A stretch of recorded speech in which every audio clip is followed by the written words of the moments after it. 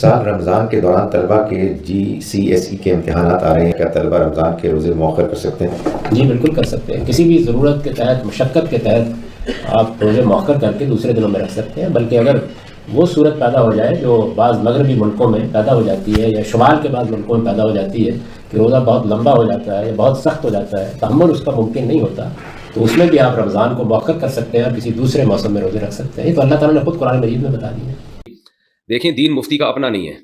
نہ کسی علماء کا فقہا کا اپنا دین ہے کہ وہ اپنی طرف سے کاٹ چھانٹ کر سکیں۔ آج کل غامدی صاحب نے تو بہت تبدیلیاں کر دی ہیں، انہوں نے تو یہاں تک اجازت دے دی کہ کل آپ کا روزہ ہے، کل آپ کا پیپر ہے تو آپ تیاری کے لیے بھی روزہ چھوڑ سکتے ہیں۔ لیکن قرآن و سنت میں ہمیں صرف 2 اعذار ملتے ہیں جن میں روزہ چھوڑنے کی اجازت ہے، ایک سفر میں اور ایک بیماری میں۔ مزدور کو روزہ چھوڑنے کی اجازت نہیں ہے۔ صحابہ کرام تو زمیندار تھے، روزہ رکھ کے کھیتی باڑی کرتے تھے، کہیں ایک ادنا سا اشارہ بھی نہیں ملتا کہ کسی مزدور کو، محنت کش کو، محنت کی وجہ سے آپ صلی اللہ علیہ وسلم نے روزہ چھوڑنے کی اجازت دی ہو۔ تو اس لیے کتنا ہی ٹف کام ہو، مزدور روزہ نہیں چھوڑ سکتا رمضان کا۔ اس لیے مزدور کو چاہیے کہ رات کے وقت مزدوری کرے، رمضان میں اپنا اسکیجول چینج کر دے۔ اگر یہ ممکن نہیں ہے تو رمضان میں وہ چھٹی کر لے، پہلے رمضان سے پہلے اتنا کما لے کہ رمضان میں وہ گزارا کر سکے۔ یہ بھی اگر ممکن نہیں ہے تو پھر مزدور کیا کرے گا کہ بھائی وہ صبح روزہ رکھ کے مزدوری کرے گا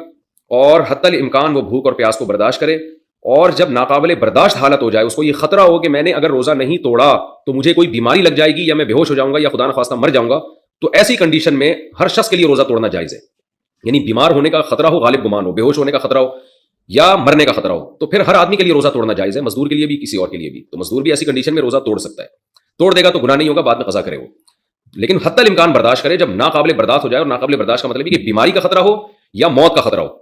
ایسے نہیں کہ برداشت نہیں ہو رہا، وہ تو روزے میں کسی کو کم روزہ رکھتا ہے، کسی کو زیادہ روزہ رکھتا ہے، وہ تو برداشت تو کرنا ہی پڑے گا۔ بھوک اور پیاس برداشت نہیں ہو رہی اور آپ نے روزہ توڑ لیا تو 60 روزوں کا کفارہ ہے، پھر 60 روزے لگاتار رکھنے پڑیں گے۔ لیکن اگر